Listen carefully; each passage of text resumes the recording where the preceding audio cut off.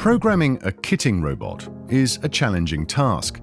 This new skill-based robot programming implementation from Flanders Make minimizes the complexity.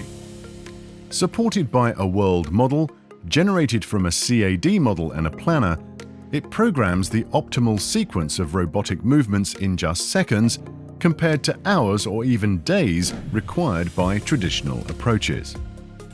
Here you will see an automated guided vehicle, or AGV, with a robotic arm, kit workpiece variants, and transport them from a warehouse to an assembly cell.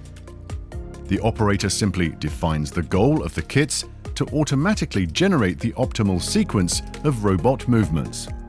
All you have to do is watch and relax.